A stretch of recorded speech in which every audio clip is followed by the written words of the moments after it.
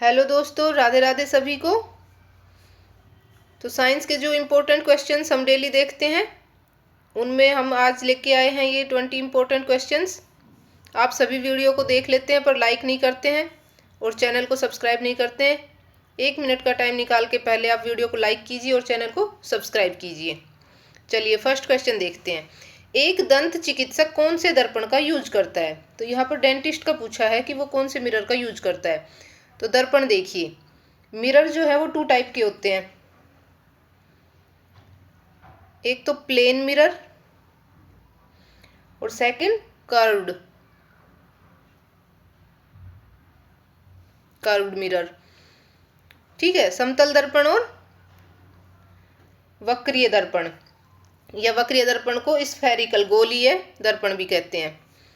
अब देखो, ये जो कर्व्ड है ये फिर से 2 टाइप्स में डिवाइड होता है। एक तो अवतल दर्पण और एक उत्तल दर्पण, यानी कि कॉनकेव मिरर और कॉन्वेक्स मिरर। तो जो दंत चिकित्सक डेंटिस्ट यूज करते हैं वो कौन सा होता है? अवतल दर्पण। तो यहाँ पर ऑप्शन 4 हमारा क्या हो जाएगा? राइट हो जाएगा। अब देखिए, अवतल दर्पण को थोड़ा सा देख लीजिए। ये जो अवतल दर्पण है ये हमारा राइट आंसर हो गया। तो इसमें जो प्रतिबिंब होता है वो सामान्यतः कैसा बनता है? बड़ा, सामान्यतः बड़ा बनता है और वास्तविक वह उल्टा बनता है।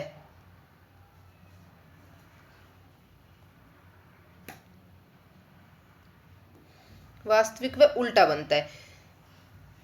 तो ये कहाँ कहाँ यूज होता है अवतल दर्पण? एक तो हमने देख लिया कि डेंटिस्ट यूज करते हैं, दूसरा ईएनटी डॉक्टर्स यूज करते हैं। ईएनटी डॉक्टर्स ताकि इसमें जो प्रतिबिंब बने वो बड़ा बने तो अच्छे से दिखाई दे। इसके अलावा जो सेविंग मिरर होते हैं, जिसमें कि जेंट्स क्या करते हैं? सेविंग करते हैं, उन मिरर में भी अवतल दर्पण का यूज होता है। और व्हीकल्स की हेडलाइट, व्हीकल्स की हेडलाइट में भी किसका यूज होता है? अवतल दर्पण का, व्हीकल्स की हेडलाइट में। तो इन सब में आपको ये ध्यान में रखना है। चलिए नेक्स्ट क्वेश्चन देखिए। आंख में प्रवेश करने वाले प्रकाश की मात्रा को किसके द्वारा नियंत्रित किया जाता है? हम सभी जानते हैं कि हमारी जो आईज हैं उनमें लाइट एंटर करती है। ठीक है, तो प्रकाश की कितनी मात्रा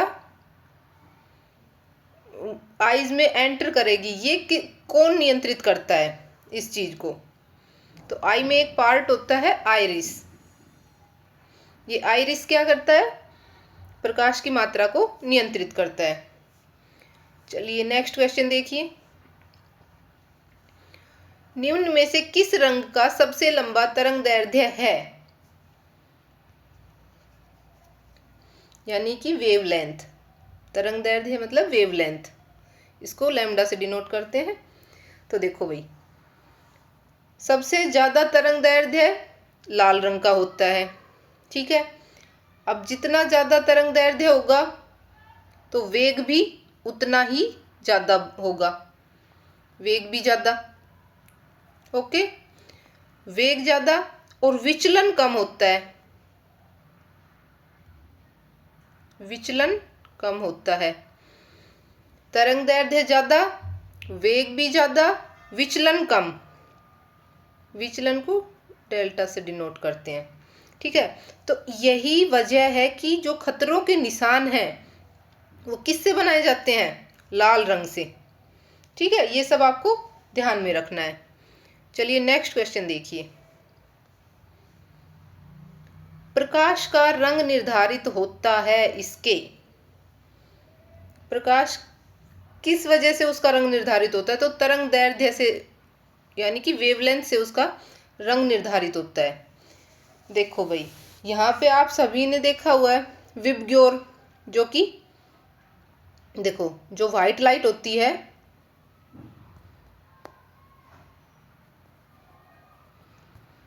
वाइट लाइट को जब क्या करते हैं, एक प्रिज्म से गुजारते हैं, तो वो 7 अलग अलग लाइटों में क्या होती है, बट जाती है।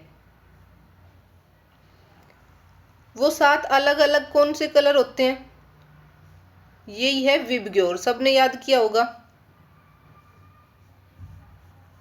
ये ओ है, ठीक है। Violet, indigo, blue, green, yellow, orange, red. तो यहां देखिए, थोड़ा सा समझ लीजिए इसको। अब हमने देखा कि जो विजिबल लाइट है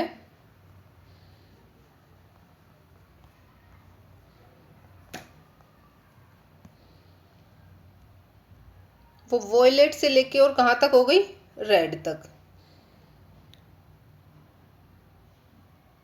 तो इसकी लगभग 4000 से 8000 एंगस्ट्रॉम तक क्या होती है, एंगस्ट्रॉम। 4000 से 8000 एंगस्ट्रॉम तक तरंग दैर्ध्य होती है, ठीक है। ये हो गया। अब यहाँ आपको एक चीज ध्यान रखना है, प्रकाश का रंग निर्धारित का पूछा है ना, जो कि तरंग दैर्ध्य से होता है। तो देखो कैसे कैसे कलर निर्धारित होते जाते हैं। यहाँ पर हमने विबग्योर लिखा, ठीक है। ये लैम्डा है, तो इसका लैम्डा मिनिमम होता है। अभी हमने इससे पहले वाले क्वेश्चन में देखा था कि लाल रंग का तरंग दैर्ध्य क्या होता है, मैक्सिमम होता है, सबसे अधिक रेड कलर का ही होता है। तो जैसे जैसे हम इधर की साइड चलते जाएंगे तो बढ़ता जाएगा। वॉयलेट से ज़्यादा इंडिगो का, इंडिगो से ज़्यादा ब्लू का, ब्लू से ज़्यादा ग्रीन का, ग्रीन से ज़्यादा येलो का, येलो से ज़्यादा ऑरेंज का, और ऑरेंज से ज़्यादा रेड का। तो इस टाइप से क्या होता है, ये जो वेवलेंथ है ये बढ़ती जाती है। जब वेवलेंथ बढ़ती है तो वेग भी बढ़ता है। ये भी मैंने अभी फर्स्ट क्वेश्चन में आपको बताया था। तो ये भी इसी टाइप से क्या होगा, बढ़ता जाएगा। वेग बढ़ता जाएगा, विचलन कम होता है। देखो इधर वॉयलेट का क्या होगा, विचलन मैक्सिमम, और रेड का क्या होगा, मिनिमम विचलन होगा। अभी मैंने आपको बताया था कि रेड कलर का क्या होता है, लैम्डा सर्वाधिक होता है, इसलिए वेग भी सर्वाधिक होता है, और जो विचलन है वो क्या है, मिनिमम होता है। इसी वजह से रेड कलर के क्या साइन बोर्ड बनाए जाते हैं, खतरों के लिए जो बनाए जाते हैं वो, ठीक है। चलिए नेक्स्ट क्वेश्चन देखिए। सूर्य अस्त होते समय लाल दिखाई देता है, ये कल की क्लास में हमने किया भी था। किसके कारण, प्रकीर्णन के कारण, स्कैटरिंग के कारण। देखो प्रकीर्णन के कारण और क्या क्या होता है, आकाश का रंग नीला दिखाई देता है, ठीक है। अब यहाँ एक क्वेश्चन और पूछा जाता है कि अंतरिक्ष यात्रियों को आकाश का रंग कैसा दिखाई देता है। तो अंतरिक्ष यात्रियों को आकाश का रंग काला दिखाई देता है। अगर कभी आपसे कुछ कभी पूछ लिया जाए तो वहां पर काला आ जाएगा।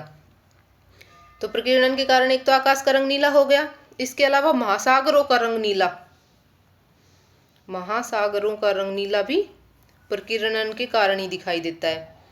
सूर्योदय हो या फिर सूर्यास्त हो, दोनों के समय जो लाल दिखाई देता है सूर्य, वो किसके कारण, प्रकीर्णन के कारण ही दिखाई देता है। चलिए नेक्स्ट क्वेश्चन देखिए। मानव नेत्र में लेंस एक वस्तु की छवि कहाँ बनाता है।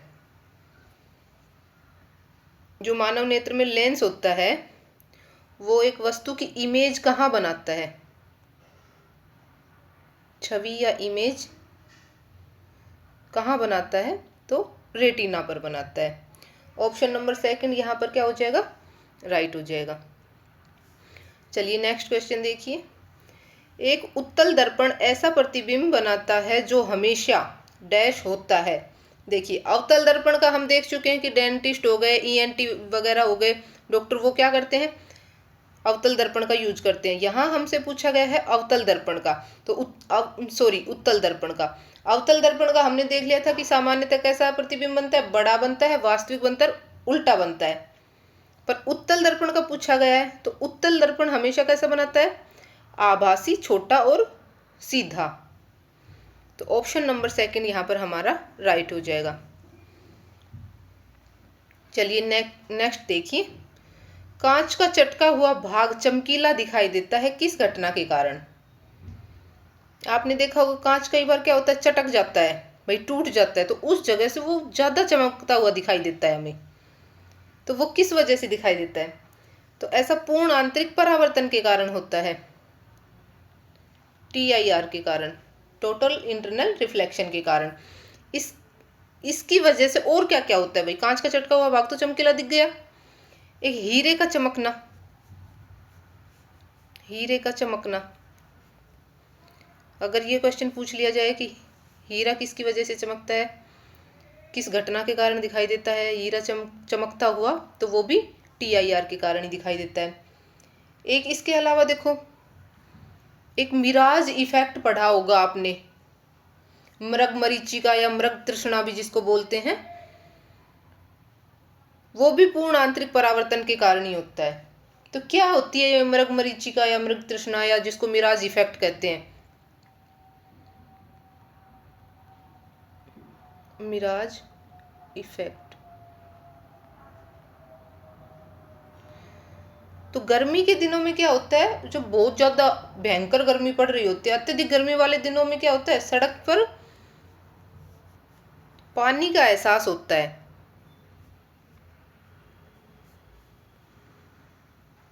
पानी का एहसास होता है, सिर्फ भ्रम होता है, जबकि एक्चुअल में पानी होता नहीं है। तो वो किस वजह से होता है? पूर्ण आंतरिक परावर्तन के कारण ही होता है। तो ये सब भी आपको ध्यान में रखना है कि पूर्ण आंतरिक परावर्तन के कारण ये भी होता है। चलिए नेक्स्ट क्वेश्चन देखिए, किस घटना में आपतन कोण और परावर्तन कोण हमेशा बराबर होते हैं? देखिए मैंने कल आपको बहुत अच्छे से ये बता दिया था, ठीक है।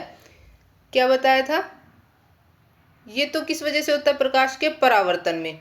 मैंने आपको कल परावर्तन बहुत अच्छे से पढ़ाया था कि मान लो ये क्या है, एक दर्पण की सतह है, ये अभिलंब हो गया, ये आपतित किरण है और ये परावर्तित किरण है, ये आपतन कोण है और ये परावर्तन कोण है, थीटा आई थीटा आर, ये आपतन कोण, ये परावर्तन कोण। तो प्रकाश के परावर्तन में आपको ध्यान में रखना है कि theta i is equal to theta r always, ये होता है, ठीक है। जबकि अगर हम बात करें अपवर्तन की, तो अपवर्तन में थीटा आई और theta r not equal to हो जाते हैं, ये आपस में इक्वल टू नहीं होते हैं। तो यहाँ परावर्तन में आपको ध्यान में रखना है कि हमेशा बराबर होते हैं। चलिए नेक्स्ट क्वेश्चन देखिए, जिस भौतिक कारक के कारण हम किसी वस्तु को देख पाते हैं उसे हम क्या कहते हैं? तो उसे हम क्या कहते हैं भाई? प्रकाश कहते हैं, लाइट कहते हैं। देखो आपने एक चीज देखी होगी कि हम अंधेरे में क्या नहीं कर पाते, देख नहीं पाते, हम लाइट में ही देख पाते हैं। तो वो कारक क्या हो गया?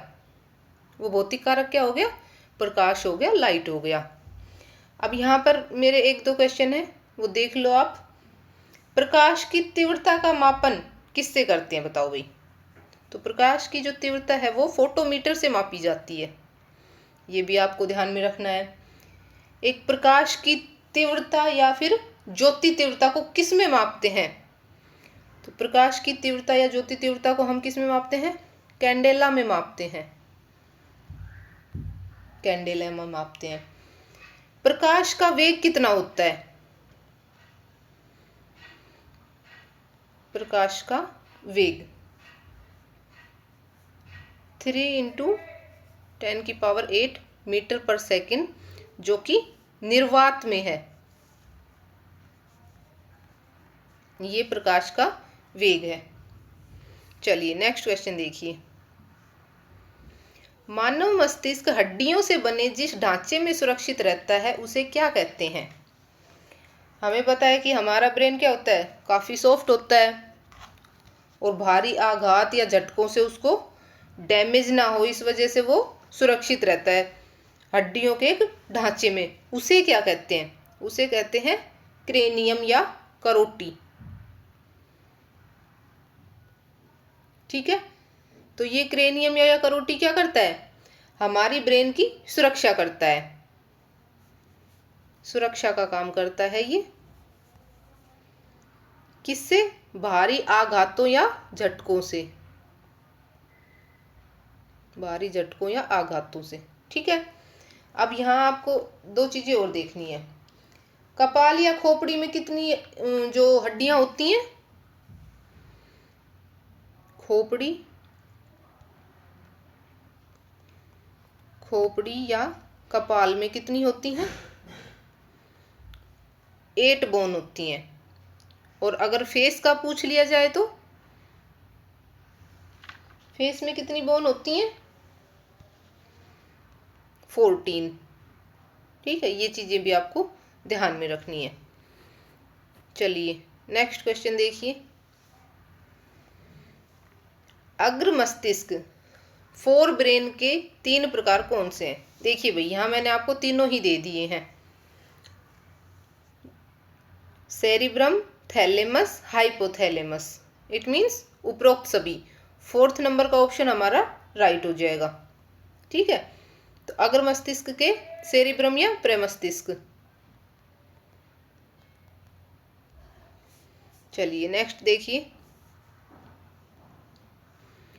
किसी व्यक्ति के जैविक मृत्यु का अर्थ निम्न में से उसके किस अंग के ऊतकों के मर जाने से है? ठीक है भाई, बायोलॉजिकल डेड। बायोलॉजिकल डेड किसको कहते हैं? जब अगर ब्रेन के जो टिश्यूज हैं वो डेड हो जाएं तो उसको बायोलॉजिकली डेड मान लिया जाता है। तो यहाँ पर ये ब्रेन आ जाएगा। चलिए नेक्स्ट देखिए। पीयूष ग्रंथि मानव शरीर में कहाँ पाई जाती है? काफी इजी सा क्वेश्चन है। ब्रेन में पाई जाती है। मटर के दाने के जितनी साइज होती है इसकी, इसको मास्टर ग्लैंड भी कहते हैं। ठीक है, पिट्यूटरी ग्लैंड भी कहते हैं। ये सब बातें आपने पढ़ रखी हैं और आपको पता है। चलिए नेक्स्ट क्वेश्चन देखिए। मानव शरीर में श्वसन कार्य का केंद्रीय नियंत्रण कहाँ से होता है? ओके, तो देखिए, रेस्पिरेशन इज कंट्रोल्ड बाई। तो रेस्पिरेशन किससे कंट्रोल होता है? मेडुला ओब्लोंगेटा से, जो कि ब्रेन का ही एक पार्ट है। नेक्स्ट देखिए। जन्म के बाद किस ऊतक में कोई कोशिका का विभाजन नहीं होता है? तो वो ऊतक है तंत्रिका। तंत्रिका ऊतक में। चलिए नेक्स्ट क्वेश्चन देखिए। मानव मस्तिष्क में स्पर्श की सूचना किससे प्राप्त होती है? तो स्पर्श की सूचना किससे? थैलेमस से। हमें कोई टच करता है तो हमें पता चलता है ना, तो वो मस्तिष्क के किस वाले पार्ट से पता चलता है? थैलेमस से। चलिए नेक्स्ट क्वेश्चन देखिए। मानव मस्तिष्क में चेतना शक्ति को नियंत्रित करने का कार्य कौन करता है? तो चेतना शक्ति को नियंत्रित करने का कार्य सेरेब्रम या प्रमस्तिष्क करता है। नेक्स्ट क्वेश्चन देखिए। मानव मस्तिष्क का कौन सा लोब सुनने के साथ जुड़ा हुआ है? सुनने के साथ, जिसकी वजह से क्या हम सुन पाते हैं, तो वो है कनपटी लोब। इसको कनपटी भाग भी कह देते हैं या टेम्पोरल लोब। ठीक है, चलिए नेक्स्ट क्वेश्चन देखिए। ईईजी का प्रयोग किसकी गतिविधि दर्ज करने के लिए किया जाता है? ईईजी, ईईजी की फुल फॉर्म क्या है? इलेक्ट्रो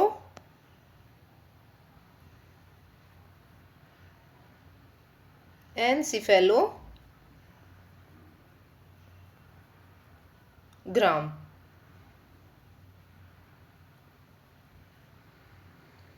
इलेक्ट्रोएन्सेफेलोग्राम। तो ईईजी किसकी की जाती है? ब्रेन की जाती है भाई।